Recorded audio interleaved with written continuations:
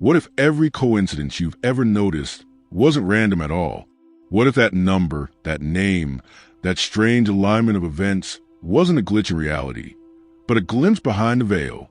You felt it, that moment when time seems to pause. The clock strikes 11:11. You think of someone and they call. You dream it, and then you live it. You told yourself it was chance. But something deeper whispered, pay attention. This is not superstition. This is not fantasy. This is a forgotten architecture of the universe revealing itself to you. Synchronicity isn't luck. It's language, the way the cosmos speaks when you're finally quiet enough to listen. Carl Jung called it meaningful coincidence, but the ancients knew it by other names. Fate, signs, divine order. Behind every accident was intention, not imposed, but echoed, not dictated, but mirrored. And here's the truth. Synchronicity isn't proof of something outside working for you. It's a reflection of something inside aligning, because the outer world doesn't move randomly. It dances in rhythm with your frequency.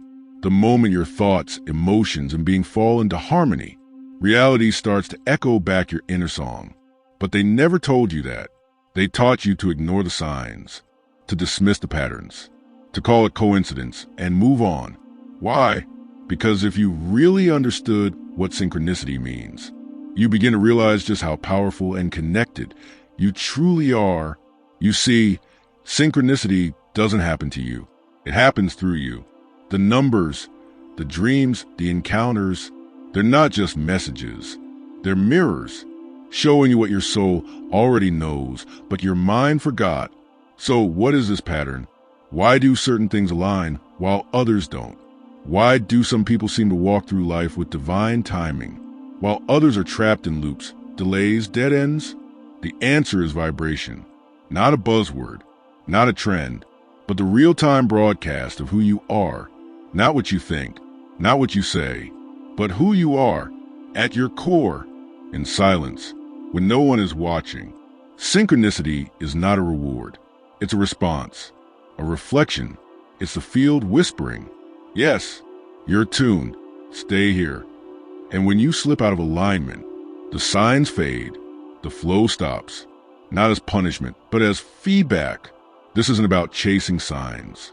It's about becoming the kind of presence they respond to, because the universe is precise. It doesn't speak your language. It speaks frequency. And frequency is shaped not by effort, but by essence. So here's the sacred paradox. The more you chase synchronicity, the less it shows up, because chasing is a signal of lack. But when you become still, clear, aligned, the signs flood in, not to guide you, but to confirm what your intuition already knew. You are not lost. You are remembering. Each synchronicity is a breadcrumb, a map back to your soul's original design, the version of you that never needed proof, only permission to trust. But trust is dangerous to the systems that raised you, because when you trust the signs, you stop obeying their rules. You stop seeking validation. You stop outsourcing truth. You begin to listen not outward, but inward, and that is liberation. That's why synchronicity is sacred. It's not just cute coincidences or spiritual gossip. It's the living pulse of a conscious universe, responding to the emergence of your truth, not the polished version, not the mask, but the essence. And that's where the real journey begins, not with asking, what does this number mean? But with asking, what version of me did this number find? Because the signs aren't leading you, they're reflecting you. And when you change, the entire script of reality rewrites itself around you. Shall I continue with part 2 now? Is the universe speaking to me? The question is, am I willing to become still enough to hear it? Because synchronicity doesn't scream. It doesn't beg for your attention. It whispers, softly, delicately, wrapped in silence, so that only the present can hear. But most people live in noise, mental static, emotional reactivity, endless scrolling, comparing, chasing, striving. And in that chaos, the sacred gets drowned, not because it disappeared, but because it requires stillness to be seen. Stillness is the doorway. Presence is the key. And intuition, that quiet, unassuming voice within you, is the guide. When intuition and synchronicity begin to dance together, you step into a different timeline, a version of your life that unfolds not from force, but from flow. You begin to realize you're not here to control everything. You're here to recognize the alignment and follow it, like a surfer riding a wave, not creating it, but merging with it. And here's where the ancient wisdom returns. Synchronicity is not just a sign. It's a signal that you're in resonance with your true path, not the path that was sold to you, not the one built on expectations, achievements, or fear, but the one your soul chose before you arrived. That's why you can't manufacture synchronicity. You can't force it. You can only create the conditions in which it appears. And those conditions, they begin with inner clarity. Because if you're foggy within, the field has nothing to reflect. Every time you clear a limiting belief, the field responds. Every time you release a false identity, new signs emerge. Every time you stop chasing and start aligning, the universe rearranges itself in real time. But alignment requires trust, deep radical trust. And trust only becomes possible when you stop looking for control and start choosing coherence. Because the universe doesn't need your perfection. It needs your truth. It doesn't respond to your words. It responds to your state. And here's the deepest secret. Synchronicity is not there to impress you. It's there to initiate you. It's a calling not to observe, but to become, not to admire, but to remember. Each sign is a nudge. Each coincidence, a breadcrumb, leading you back to your original self, the one that never forgot. So ask yourself, what if these synchronicities are your soul, trying to get your attention? What if they're not random gifts, but echoes of your own becoming? What if they are reality's way of saying, you're closer than you think? Don't stop now, because the field is always listening. It listens to the tone of your emotions, the depth of your presence, the purity of your intention. And when all three align, that's when the floodgates open. That's when the signs become undeniable. That's when you step into what some call the flow state. But what the mystics knew as grace. Grace is not about ease. It's about alignment. It's when your inner compass is so attuned that life starts placing the next step before you even ask. Not because you're lucky, but because you're ready. Ready to live as who you are, not who you were told to be. That is the essence of synchronicity. And once you taste it, once you stop seeing it as magic and start understanding it as design, there is no going back. You stop questioning the signs. You start honoring them. And more than anything, you start honoring yourself.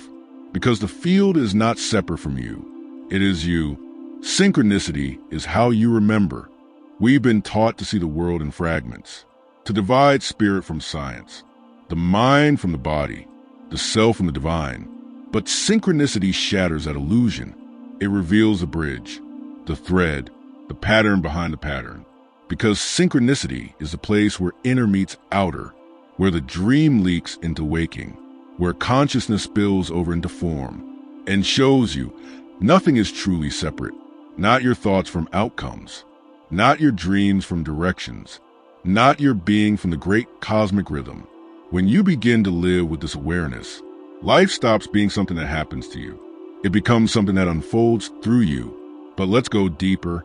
Synchronicities don't just come to affirm your path. Sometimes they come to redirect it. Not every 1111 means you're on the right track. Sometimes it means pause. Sometimes it means change is coming. Sometimes it means your frequency is shifting. Choose consciously now. Because synchronicity doesn't always show up as comfort. Sometimes it's challenge. A storm that knocks on your door, not to destroy, but to awaken, to shake loose the layers that no longer resonate, to clear the static so the true signal can come through. The universe is not working against you. It's simply unwilling to reflect what no longer matches your truth. And here's where the work deepens. If the sign stops showing up, it's not abandonment. It's an invitation to retune, to drop the story, to drop the striving, to return to presence. because only from presence can synchronicity emerge. This is not about becoming mystical or magical. It's about becoming honest. Honest about the life you're creating with your energy. Honest about the signals you're sending out. Honest about the alignment between your desire and your belief. You can't say you want love and vibrate in self-rejection. You can't call in purpose and live in avoidance. You can't seek signs while ignoring your own intuition. The field responds to coherence, not performance, not pretending, not desperation masked in rituals. And the more honest you become, the more the signs return, not because you earned them, but because you became open enough to receive them. You let go of the timeline. You let go of the outcome. You became willing to walk, even if no sign came, and that's when it came. Because the universe doesn't reward obedience. It mirrors alignment. And alignment is about being perfect. It's about being real. When you cry and don't hide it. When you doubt and don't shame it. When you feel lost, but stay open anyway. That is alignment. That is power. And synchronicity loves truth. Not the truth you post online. The truth you whisper in the dark when no one else can hear. That's what reshapes your timeline. That's what bends reality. That's what brings the right people, the right place, the perfect moment, right on time. But not by accident, never by accident. That is the mystery of synchronicity. It's precise, it's sacred, it's a fingerprint of consciousness on your path. It says, you are not alone, you are seen, you are on your way. Even when you're unsure, even when you're afraid, even when the signs make no sense yet, because they're not answers, they're echoes, and to hear them clearly, you don't need to learn more. You need to feel more, to listen with the body, with the gut, with the heart, to realize that you are the instrument. And synchronicity is the song the universe plays through you. The moment you begin listening with your soul instead of your logic, everything begins to speak. The wind, the animals, the overheard conversations in a quiet cafe, the lyrics of a song playing just when you need it. It all becomes part of the dialogue, because the universe isn't silent. It's synchronizing.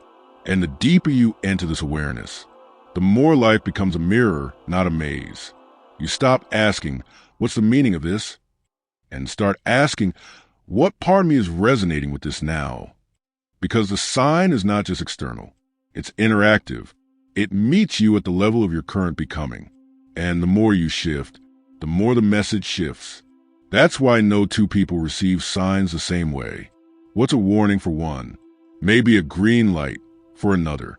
What feels like magic to one may feel like madness to someone not yet attuned. And that's the secret. Synchronicity reveals itself in proportion to your presence, your honesty, your willingness to stop asking the world for answers and start remembering that the answers live in you. It's not about decoding every number or symbol. It's about the energy you're holding when the symbol arrives. Were you at peace? Were you conflicted? Were you asking for guidance or already ignoring it? The signs don't teach. They confirm.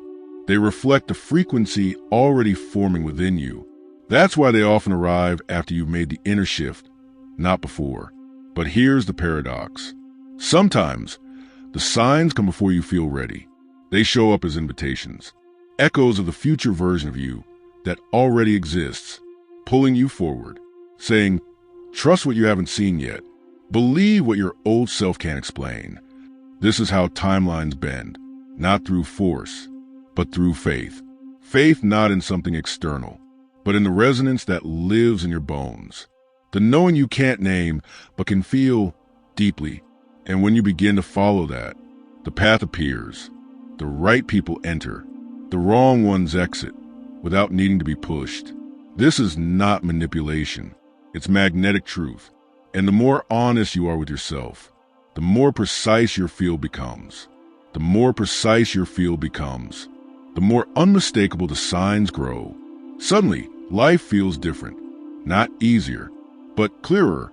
There's less noise, less second-guessing, more inner anchoring, more outer unfolding. And this is where synchronicity becomes a lifestyle, not an event, not an occasional wink from the cosmos, but a constant dance between you and creation. It's not about predicting the future. It's about living in such alignment that the future becomes unnecessary to control. You stop chasing outcomes and start aligning your essence. And reality moves around that. This is the real alchemy, the kind the mystics lived, the kind the ancients carved into stone. They didn't write manuals. They wrote maps. Maps for remembering, not learning.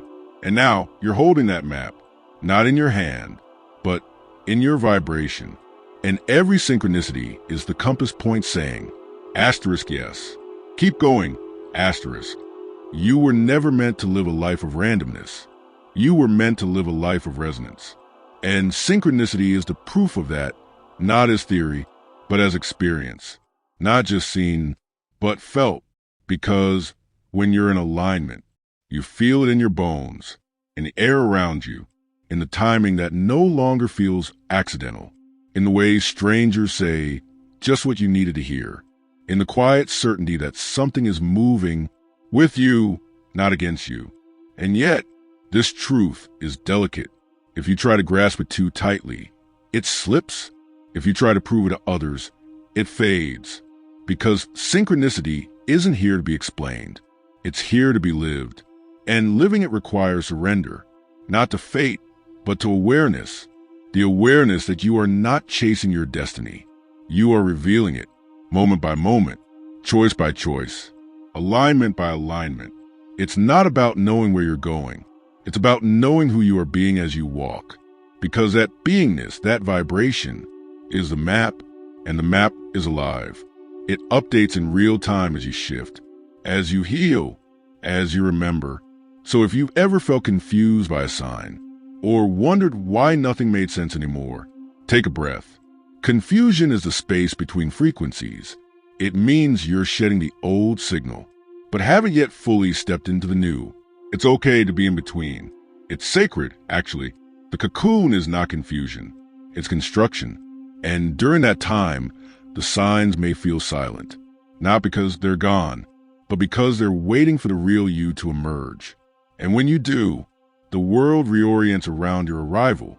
The people, places, and possibilities that once felt far away, now magnetized to your field. Why? Because synchronicity responds to wholeness, to truth, to coherence. And coherence is not perfection. It's inner unity. When your thoughts support your emotions, when your actions support your beliefs, when your soul is no longer edited for approval, that's when the signs get louder. Not because you're performing, but because you're present. And presence is what the field responds to, not future promises, not spiritual performance, but the raw, real version of you, showing up today fully. And that's the gift. Synchronicity doesn't come when you've mastered everything. It comes when you stop pretending, when you say yes to the unknown, when you feel the fear but don't let it shut you down, when you make room for guidance, instead of trying to control the plan. That's when life starts whispering again. That's when the clock strikes at just the right moment. That's when the person appears. The message arrives. The door opens just when you stopped looking and started being. Because that's the nature of synchronicity. It's not summoned. It's allowed, and when it flows, you don't feel like you're manifesting. You feel like you're remembering. There's a moment in the path of every seeker where they stop asking for signs and start becoming one, not because they've reached some final state of enlightenment, but because they've dropped the mask. And in that space of vulnerability, truth echoes. You become the reminder. You become the mirror, not by preaching, but by being. That's the true purpose of synchronicity, not to fascinate you, but to transform you. It's easy to collect signs like souvenirs, to see 222 and post it online, to hear a message and write it down. But the question is, did you let it change you? Because real synchronicity doesn't just validate your journey, it upgrades it. It asks something of you, a deeper trust, a bolder step, a shedding of an old identity. The sign may arrive with beauty, but it often invites you into fire. The fire of change, the fire of honesty, the fire of letting go of who you thought you had to be. And here's where many turn away. They want the comfort of signs, but not the cost of alignment. They want the magic, but not the mirror. But you're still here, which means something in you is ready. Not ready for more information, but ready for more integration. Ready to live what you know, to embody what you've glimpsed, to stop asking, when will it all align? And start asking, how deeply am I aligned already? Because the signs have always been there. They've never stopped. But your capacity to receive them grows with every layer of self you reclaim. The more you come back to your truth, the clearer the pattern becomes. Not just 11:11s and repeated names, but everything. The delay that protected you, the heartbreak that rerouted you, the detour that revealed the exact lesson you needed. Nothing wasted, nothing random. It's all part of the web, and you are not outside of it. You are the thread, the knot, the weaver, the web. This is a shift. Synchronicity stops being about signs from the divine and starts being about your union with it. You are not receiving a message. You are remembering you are the message. You are the pattern, the code, the pulse of a consciousness that organizes itself through alignment. And now that you're listening, really listening, everything changes. You stop waiting. You start witnessing. You stop begging. You start becoming. And the field responds. This is when it all begins to crystallize. The confusion fades. The restlessness softens. Because you're no longer seeking the signs. You're moving with them. You become fluent in the quiet language of alignment. And life becomes less about effort and more about attunement. You wake up not to chase, but to tune your frequency, to be a vessel for what is already flowing your way, not because you earned it, but because you finally matched it. And what does that feel like? It feels like stillness without stagnation, like motion without panic, like a soft yes from the universe, not shouted, but understood in your bones. You find yourself saying, I don't know how I know, but I know. That's intuition. That's alignment. That's the sacred intelligence beneath logic, behind the curtain of coincidence, and at the center of every synchronicity. The world around you becomes intimate again, not because it's changed, but because you return to presence.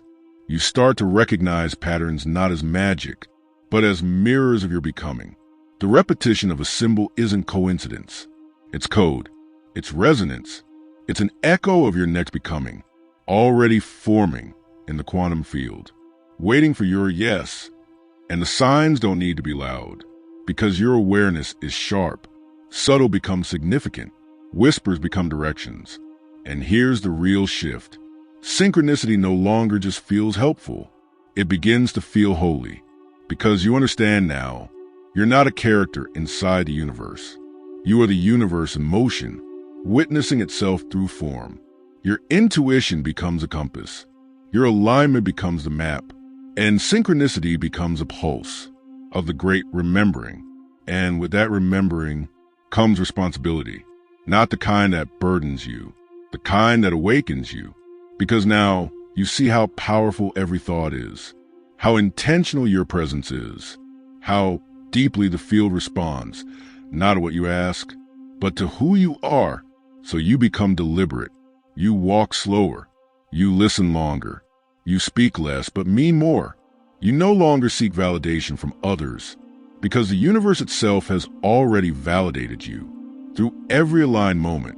And when the world forgets, as it will, you remember that the path ahead is not found. It's formed by your vibration, by your choice, by your willingness to stay aligned, even when it's inconvenient, even when no one claps, even when the signs pause to test your trust, because that is part of the dance too.